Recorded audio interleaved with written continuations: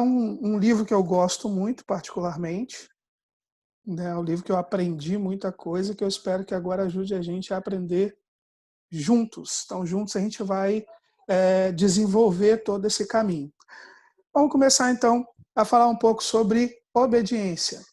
Obediência, segundo o autor do livro, seria como se fosse o primeiro distintivo do cristão. Né? A ideia de distintivo é você usar uma insígnia, usar alguma coisa que te Ok. identifique. Então, obediência nada mais é do que algo que identifica o cristão, que mostra quem ele é. E é um dos primeiros pontos que a gente precisa compreender. Não tem como a gente dizer que é cristão se nós não verdadeiramente obedecemos a Deus. Não tem como a gente dizer, como Paulo dizia, eu sou escravo de Cristo, eu faço as coisas com Cristo, e fazer do nosso jeito. É como a gente dizer que muita gente vive como um cristão ateu.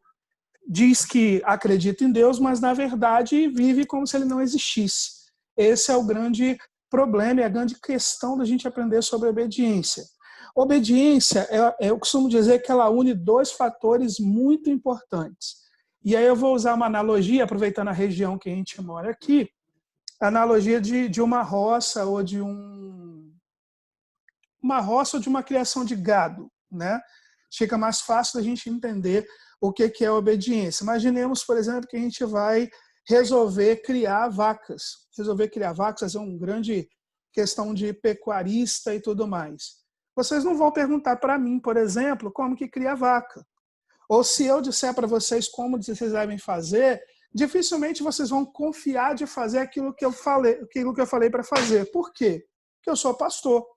E a primeira tendência que você vai ter na cabeça é, ele não sabe do que está falando. Ele não tem ideia de como se cria uma vaca. Ou se você vai fazer uma roça, você não vai perguntar a um lojista, por exemplo, alguém que vende roupa ou vende sapato, como que ele vai fazer para poder, como que se faz para fazer uma roça. Por quê? Porque ele vende sapato, ele não tem nada a ver com uma roça, ele não sabe como fazer uma roça. O que isso tudo significa para a gente? Que obediência exige, em primeiro lugar, que você reconheça a autoridade de uma pessoa.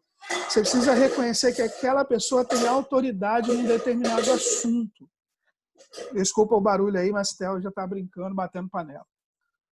Uma pessoa, você precisa verdadeiramente reconhecer que quem está falando conhece daquele assunto. Então, se você vai fazer uma roça, por exemplo, você vai perguntar a alguém que estudou ou alguém que tem uma roça para poder te dar o guia do que fazer. Se você quer criar gado, você vai perguntar a alguém que tem o gado ou que estudou para isso, para fazer o que fazer. Por quê? Porque você reconhece que aquela pessoa tem a autoridade. Essa autoridade vai vir do seu conhecimento, ela vai vir de uma série de coisas. Mas aquela pessoa tem autoridade para falar sobre o assunto. A segunda coisa que mostra para nós sobre obediência é confiar no conhecimento. Usando o mesmo exemplo, por exemplo, eu vou ouvir alguém que tem uma roça, se aquela pessoa é bem-sucedida. Por quê? Porque se aquela pessoa fez uma roça, essa roça é boa, então eu vou entender que aquela pessoa é uma autoridade no assunto, que ela tem conhecimento naquele assunto. Se o cara faz uma criação de gado, eu vou entender que ele sabe do que está falando e tem conhecimento daquilo que está falando e autoridade, então, para poder falar. Entendem? O que significa isso e por que eu separei essas duas questões? Porque, do mesmo jeito, desobedecer significa que você não reconhece a autoridade, assim como não reconhece que aquela pessoa tem conhecimento. Então, vamos entender. Quando eu desobedeço a Deus, eu estou dizendo que eu não confio no conhecimento de Deus e que eu não reconheço a autoridade de Deus. A autoridade passa a ser minha. Eu sei o que é melhor e eu sei o que eu vou fazer.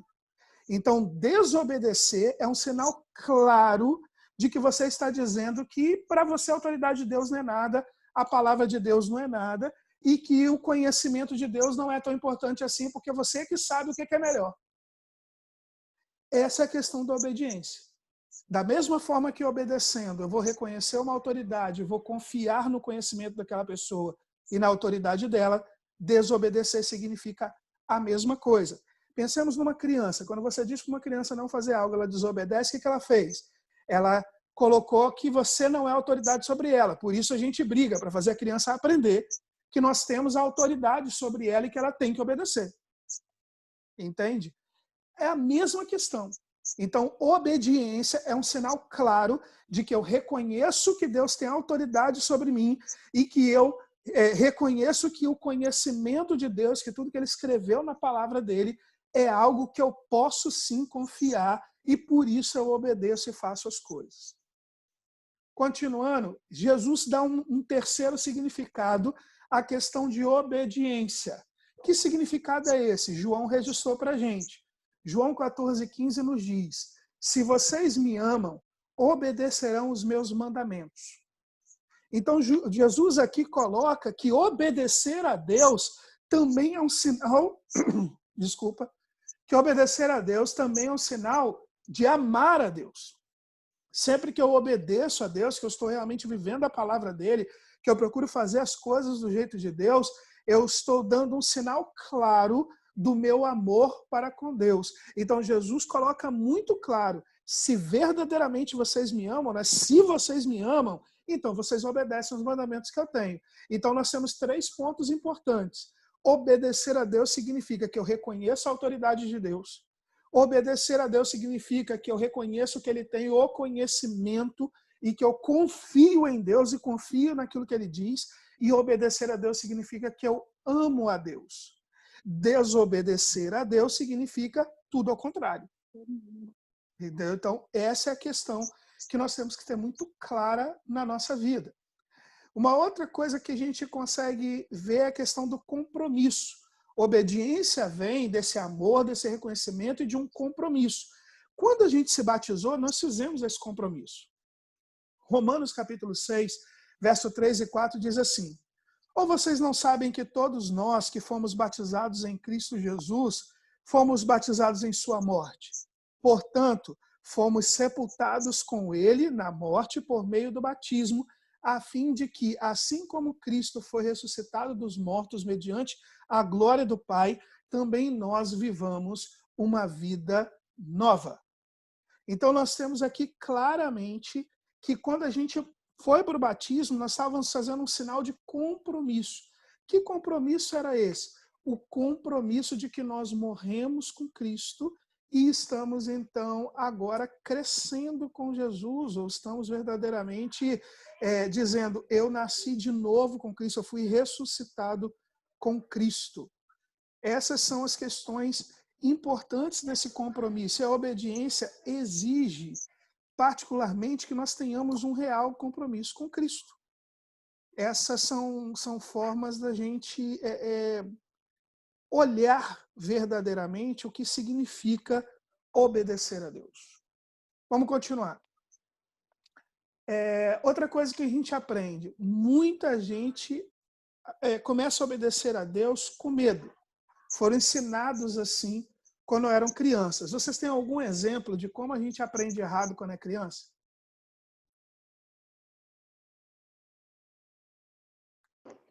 Me ajuda aí. Eu gostaria que vocês me dessem exemplos de como nós aprendemos errado a ter medo de Deus quando a gente é criança. Na verdade, hoje em dia, até quando a gente é adulto. Mas quando é criança, isso é mais forte. Vamos, gente. Alguém me ajuda aí. Criança assim, ó, se você fizer isso, você está desobedecendo a Deus e você vai ser castigado. Eu acho que é assim, não é não, pastor? Perfeitamente. Perfeitamente. Nós temos o hábito... Sim. Nós temos um hábito muito ruim de dizer para as crianças que Deus castiga.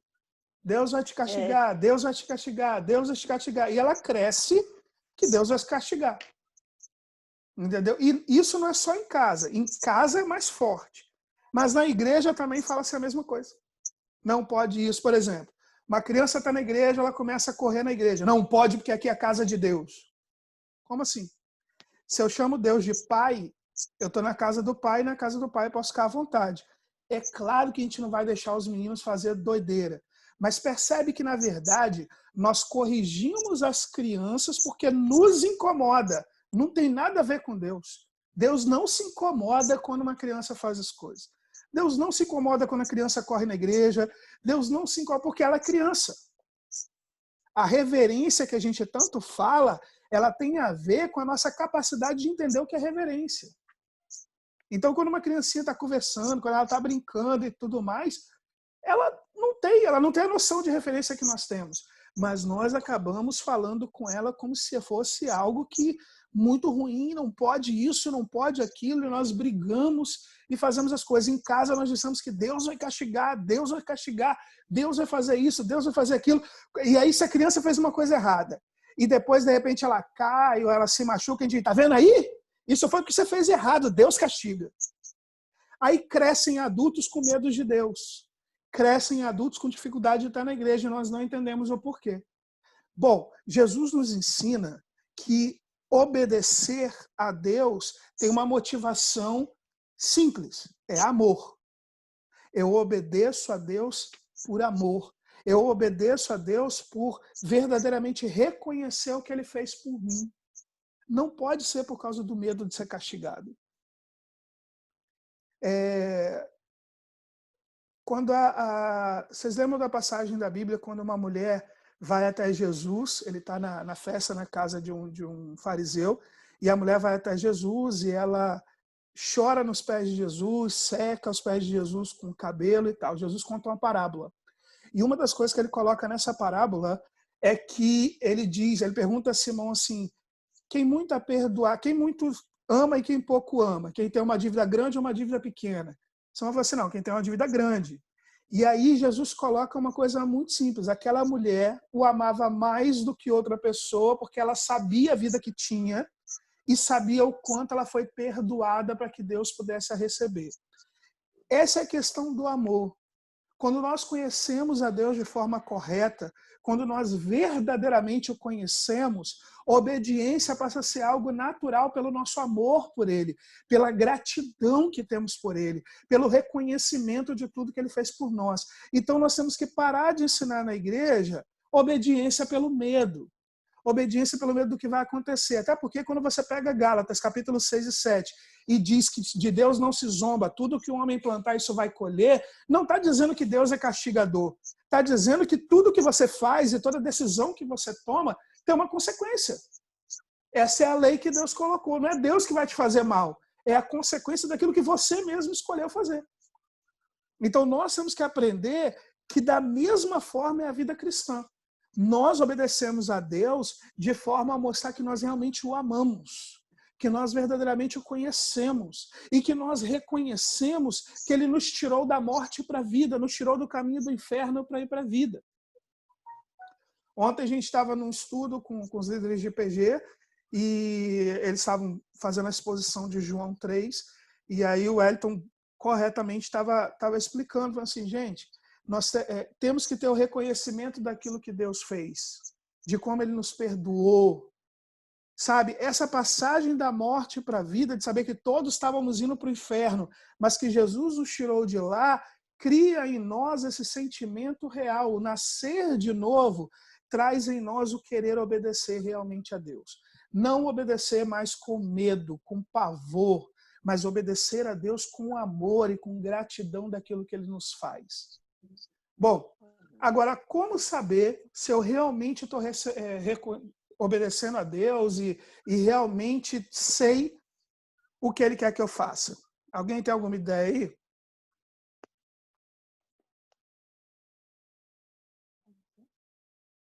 Vamos lá, gente, eu quero escutar vocês. Como é que eu posso saber se eu estou realmente obedecendo a Deus? Como é que eu posso ter certeza daquilo que Deus quer de mim? Eu sei, eu costumo de falar, viu, pastor? Pode falar, porque Aí, o resto não sabe não, dona Terezinha. Se ensina para eles que eles não sabem não. eu acho assim, que como saber se eu estou realmente obedecendo a Deus? Dentro do nosso coração, a gente sabe o que, como que a gente está obedecendo a Deus, como que eu estou agradando a Deus? Será que eu estou fazendo Deus sorrir? Deus está contente comigo? Eu estou obedecendo a Deus? O que eu faço? Eu procuro estar aos pés do Senhor. Levantar, fazer minha oração, ler a Bíblia, estar cada dia aos pés do Senhor, buscando mais. Por exemplo, todo dia que eu levanto, pastor, eu faço minha oração. Aí depois, eu não sei se eu estou certa ou se eu estou errada. Eu digo assim, é meu jeito de falar. Bom dia, Espírito Santo. Bom dia, Espírito Santo. Bom dia, Espírito Santo de Deus. Aí eu peço assim, eu sei que coisas imprescindíveis, eu acredito que coisas imprescindíveis vão acontecer comigo hoje, nesse dia.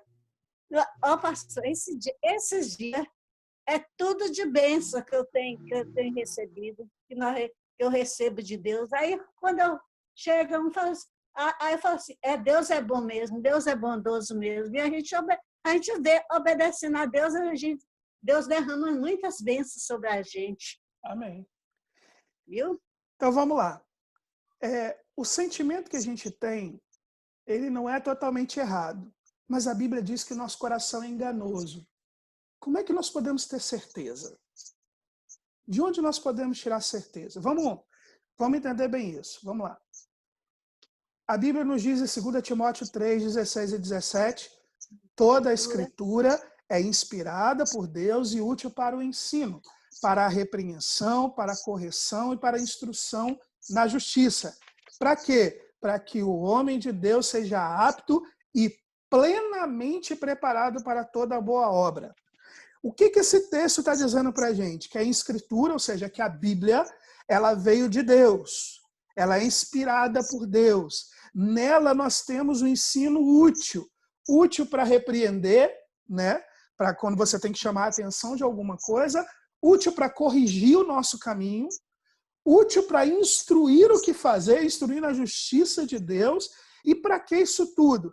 Para que nós estejamos preparados. Aliás, plenamente preparados para cumprir toda a boa obra de Deus, toda a vontade de Deus. Então, como é que nós temos a certeza verdadeiramente de estar obedecendo a palavra de Deus? Conhecendo a palavra de Deus. Nós precisamos conhecer a Bíblia.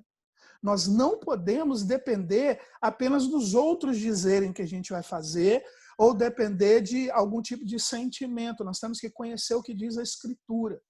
Às vezes, a Escritura vai estar contra o que nós sentimos ou queremos fazer. Mas, mesmo assim, nós temos que seguir a Escritura. É nela, na Bíblia, que nós temos a única certeza de verdadeiramente cumprir aquilo que Deus dá para a gente. Isso é importante que nós tenhamos em mente. Agora, qual é o resultado da obediência? Se eu realmente estou seguindo a Escritura, se eu realmente estou fazendo aquilo que a Escritura diz, qual o resultado que eu vou ter? João 8, 31 e 32 diz assim, disse Jesus aos judeus que havia crido nele, se vocês permanecerem firmes na minha palavra, então verdadeiramente serão meus discípulos e conhecerão a verdade e a verdade vos libertará. Então perceba bem, uma das coisas que marca, por isso que eu disse no início que era o distintivo do discípulo, uma das primeiras marcas reais de você ser verdadeiramente discípulo de Jesus, o próprio Jesus diz que é obedecer. Permanecer firme na Bíblia, firme na palavra dele. Por isso que quando você vai lá para Mateus 18, 19 e 20, quando Jesus diz que toda a autoridade foi dada para ele diz, portanto, ide fazer discípulos de todas as nações, batizando-os em nome do Pai, do Filho e do Espírito Santo, e fazendo o quê? Ensinando-os a obedecer todas as coisas que eu vos tenho mandado. Percebe que lá Jesus já deu para a gente, em Mateus 28, 19 e 20, a ideia de que, na hora de fazer um discípulo, tem que ensinar o discípulo a obedecer aquilo que ele mandou. Por que isso? Porque aqui o João nos diz em João 8, 31 e 32, quando nós obedecemos firmemente na palavra, estamos firmados com a vida na palavra, verdadeiramente nós somos discípulos de Jesus. E aí ele vai dizer, e aí vocês vão conhecer a verdade. Onde é que está a verdade? Na palavra. Lembra do que o próprio Jesus diz? Que a gente vai na Escritura julgando ter vida nela, porque elas dão testemunho de quem? Do próprio Jesus. Então, que verdade nós vamos conhecer? Não é o presidente Bolsonaro, não é Lula, não é um pastor, não é isso, não é aquilo. A verdade que nos liberta, a única verdade, é o próprio Cristo, do qual a Escritura fala e dá verdadeiro testemunho. Então, quando nós conhecemos a Escritura, nós também vamos conhecer verdadeiramente a Cristo. E se conhecemos a Cristo, verdadeiramente somos discípulos de Jesus e nos tornamos cada vez mais parecidos com Ele. Essa é a questão toda. E se vocês forem em João 14 e João 15, vocês vão ver Jesus dizendo que quando a gente obedece à Escritura, quando a gente realmente permanece firme com Ele nos mandamentos, Deus se revela a nós. Essa é uma questão muito importante. Então, quanto mais a gente aprende da Escritura, quanto mais nós conhecemos da Bíblia, quanto mais nós oramos para aumentar o nosso relacionamento com Deus, mais Deus se revela a nós, mais nós temos intimidade com o Senhor. Isso não vem dos costumes que a gente aprende na igreja. Isso não vem das falas de A ou de B. Isso vem da Escritura. Então, todo pastor que pregar para vocês e que, de repente, você olhar na Escritura e ver que o que ele está pregando está errado, não está na Escritura, para de ouvir o pastor. Se eu pregar alguma coisa para vocês e vocês conferirem que na Escritura está errado, não me ouçam, ouçam a Escritura. Ouçam o que diz a Bíblia. Permaneçam na Bíblia, porque eu posso errar. Talvez nem intencionalmente. Alguns erram intencionalmente. Outros erram porque não conhecem mesmo. A Thaís estava dando essa aula para o pessoal do PGON, que é o PG de Jovens. Ela usou uma ideia que me lembrei agora que é muito boa. Não sei se vocês chegaram a ver, mas no YouTube tem ainda, se não me engano, ainda tem um vídeo falando sobre isso. Uma reportagem da Gazeta, em que um dito pastor da Serra, lá de onde Tiaval mora, um dito pastor da Serra, ele disse que leu na Bíblia que ele tinha que adulterar com uma determinada mulher. E aí ele, vou adulterar com ela porque Deus mandou, porque Deus mandou, porque Deus mandou. E aí o repórter vai fazer essa reportagem, o marido da mulher falou assim, se Deus mandou, o que eu vou fazer? E esse negócio todo, até que o repórter falou assim, tá, mas eu posso ler o texto? E aí o pastor leu o texto para ele, aqui, ó, tá dizendo, vá a mulher do seu inimigo e adultera com ela e tal, parará, parará. E aí o repórter foi ler. O problema é que quando você lê o texto, tem agora eu não lembro se é uma vírgula ou um acento. E aí no texto está dizendo, vá ter com seu inimigo e com a adúltera. E não adultera. Então o texto está se referindo que aquela mulher era uma adúltera. E não que era para adulterar com uma mulher, que nem é a mulher da reportagem. A leitura errada. A busca errada. Muita gente faz um monte de bobagem com a Escritura. Por que nós temos pessoas usando a Escritura até na política? Porque com a Escritura ninguém discute, ela acha que Deus está falando. Mas o que Deus falou é o que está verdadeiramente na Escritura, e não o uso errado da Escritura. Se aprendermos a palavra de Deus, essa palavra de Deus vai nos libertar e nos fazer verdadeiramente discípulos de Jesus. Como então a gente evita que erra? Como que a gente pode ter uma vida que realmente está na vontade de Deus? A Escritura também nos responde. Mateus 22, 29 diz, Jesus respondeu, vocês estão enganados porque não conhecem as Escrituras nem o poder de Deus. De novo, todo discípulo precisa conhecer a Escritura. Quando esse texto está dizendo conhecer a Escritura e o poder de Deus, o que ele está se referindo? Ele está se referindo que você precisa conhecer a Escritura, o que está na Bíblia, e conhecer o poder de Deus através da oração e das experiências com Deus. Mas perceba um detalhe muito importante, porque esse versículo é muito mal usado para dizer que é para a pessoa ter experiências com Deus e o arrepio e coisas assim. Jesus diz, primeira coisa, que você tem que ter as duas coisas. Então, quem diz que tem experiências com Deus, mas não conhece a Bíblia, está errado. Está errado. E quem diz que conhece a Bíblia, mas não tem experiência com Deus, também está errado. Porque um monte de ateu conhece muito bem a Escritura. Eu tenho vários amigos ateus, tenho amigos espíritas, e eles sabem um monte de coisa que está no texto, mas não conhecem o Senhor do texto. Tem uma história antiga que eu nunca esqueci a primeira vez que eu a ouvi, e eu vou compartilhar com vocês, talvez quem é da minha igreja já deve ter escutado eu contar isso. Conta-se uma história de que em uma determinada cidade, um homem foi lá para poder falar um poema, né? Um grande poeta chegou numa cidade, ia fazer uma grande apresentação, e a cidade toda se reuniu em praça pública, porque seria uma apresentação em praça pública. E este homem começou a declamar um poema muito bonito. E logo depois ele falou assim, olha, eu vou declamar um outro poema que eu tenho certeza que é lindo. E ele resolveu declamar o Salmo 23. E aí ele declamou: o Senhor é o meu pastor e nada me faltará, deitar-me faz em verdes pastos, guia-me mansamente à água tranquila. E ele foi declamando um poema, e quando ele declamou o poema, que ele terminou de falar o Salmo 23, as pessoas aplaudiam e ovacionavam e diziam: lindo, maravilhoso e tal. E ele ficou cheio de si, extremamente cheio de orgulho. E aí ele decidiu fazer um desafio. Ele falou: eu desafio alguém aqui que hoje eu vou dar a oportunidade para declamar um poema. Há alguém aqui capaz de declamar um poema como eu declamo, tão bonito como eu faço? E aí todos ficaram em silêncio, todo mundo ficou com medo. Aquele poeta era muito experiente, um profissional na área, tocava as pessoas com os poemas. De repente surge um ancião, e esse ancião diz: eu gostaria de declamar um poema. E aquele poeta falou: tem certeza, vovô? Não quero que você passe vergonha aqui não e tal. Ele: não, mas não tem problema não. Então tá bom, então sobe aí. Aí ele subiu no palco devagar. E ele falou assim: você vai declamar qual poema? Eu queria declamar o Salmo 23. Ele: não faz isso, olha só, todo mundo já me viu declamar. As pessoas vão rir do senhor, só vai passar vergonha. Escolhe outra coisa. Ele: não, não tem problema não, eu só queria declamar o Salmo 23. Ele: se não tem jeito, declame. E aquele homem começou: o Senhor é o meu pastor e nada me faltará. Ele me deita em pastos verdejantes, guia-me à água tranquila. E conforme aquele senhor foi declamando o poema, as pessoas começaram a chorar e a chorar e a chorar, e alguns começaram a pedir perdão a Deus e a chorar e a chorar. E aí aquele poeta foi tomando um susto, porque aquelas pessoas que estavam rindo, ovacionando, batendo palmas, agora estavam chorando e pedindo perdão a Deus pelos seus pecados. E ele falou: como assim? Meu velho, como é que pode? Estavam agora sorrindo quando eu declamei, agora estão chorando, pedindo perdão a Deus. O que aconteceu? E aquele senhor disse para ele assim: olha, você é um grande poeta, muito melhor do que qualquer outro que eu já vi, muito melhor do que eu. A única diferença entre nós dois é que você conhece o Salmo 23. Eu conheço o pastor do qual o Salmo 23 foi escrito. Nós precisamos conhecer a Escritura e precisamos conhecer o Senhor da Escritura.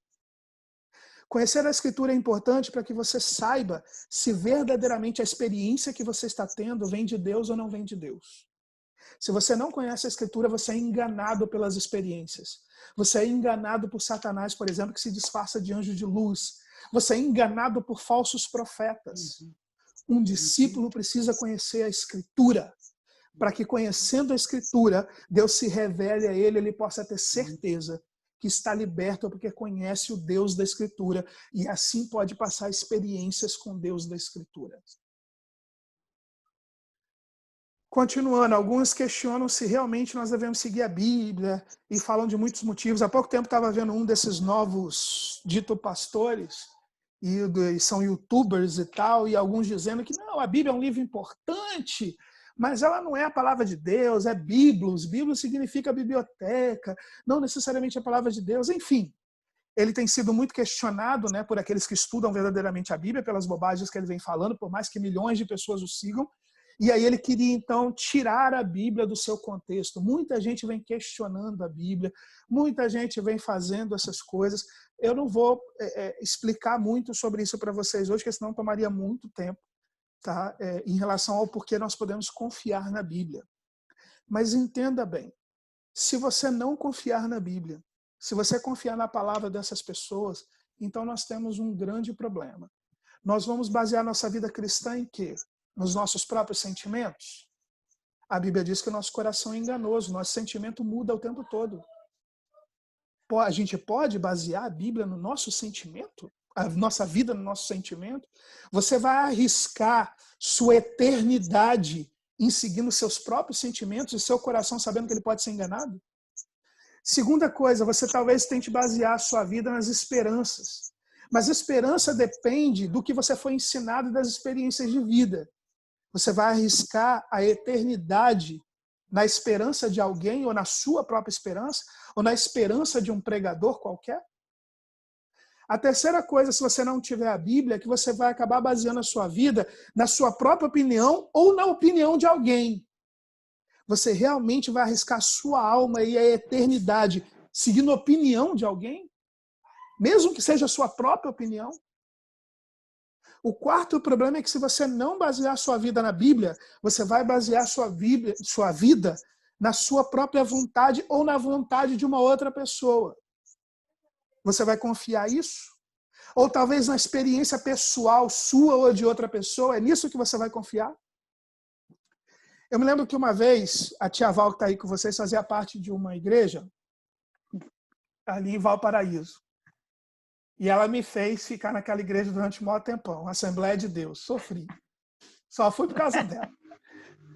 Aí, uma determinada aula de EBD, o líder dos jovens, ele começou a dizer para os meninos para os jovens da igreja, que eles não podiam ir para a praia. Não pode ir para a praia, que não pode ir para a praia, que não sei o quê, papapá, papapô.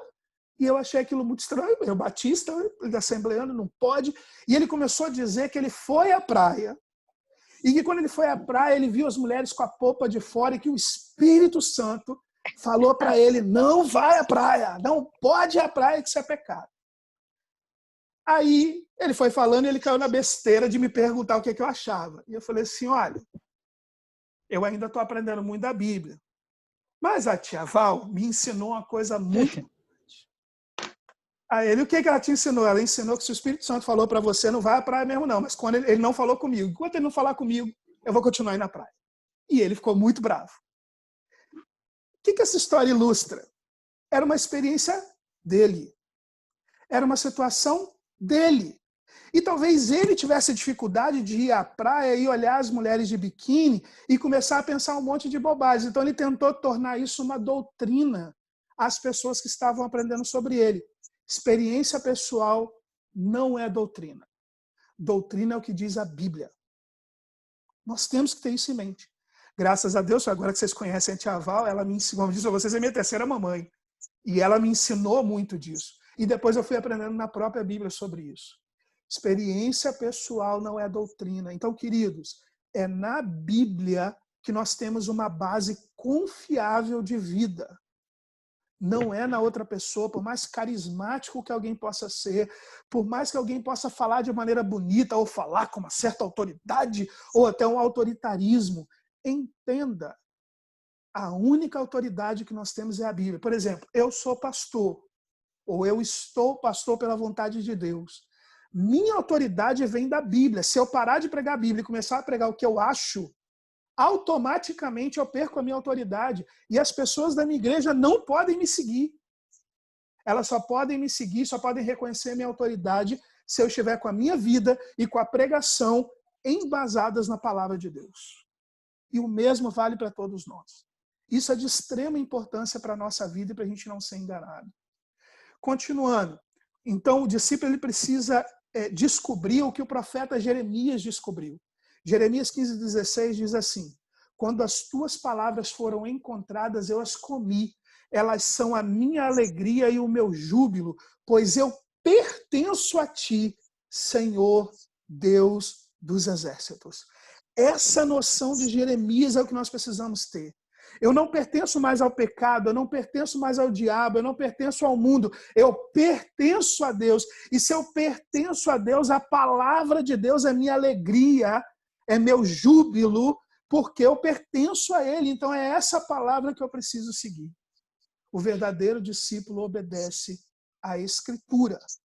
Isso vem de quê? De a gente entender se nós somos comprometidos com Deus ou envolvidos com Deus. Eu quero que vocês imaginem que vocês vão fazer um hambúrguer.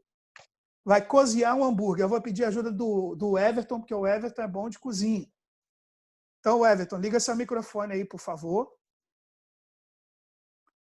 O Everton, conta pra gente, quando você faz um hambúrguer para sua esposa, para ela ficar feliz comer um hambúrguer, no hambúrguer vai vários elementos. Entre eles, vai um elemento que foi dado por um porco e vai um elemento dado pela galinha. Correto? Qual dos dois é comprometido para que você faça um hambúrguer delicioso para a Laiane e para o Rafinha? E qual dos dois apenas se envolveu com o hambúrguer que você fez para eles? O bacon. Por quê? Oi? Por quê?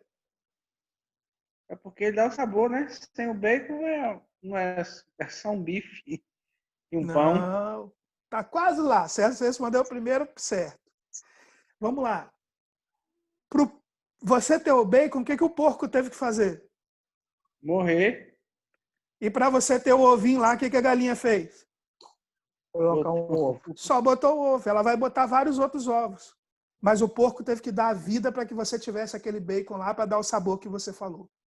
Essa é a diferença de um discípulo comprometido com Jesus e de um membro da igreja, que é apenas envolvido, que está ali. É por isso que, inclusive, muita gente vai para a igreja, mas não se batiza, porque não quer ter compromisso. Ou não participa das coisas do reino de Deus, porque não quer compromisso. As pessoas querem apenas estar envolvidas, ela quer o benefício, mas ela não quer o compromisso. Cristo deu a vida por nós. Nós precisamos dar a vida por Ele. Esse é o compromisso que Ele nos pede. Então a pergunta é, se a nossa vida fosse um hambúrguer, você seria o porco ou a galinha? Você seria aquele que dá a sua vida realmente por Jesus? Todos os discípulos, por exemplo, deram a vida por Jesus. E ao longo da história, todos deram a vida por Jesus. E muitos continuam dando a vida por Jesus. Mas dar a vida por Jesus não significa apenas morrer, apesar de eu ter usado a questão do porco.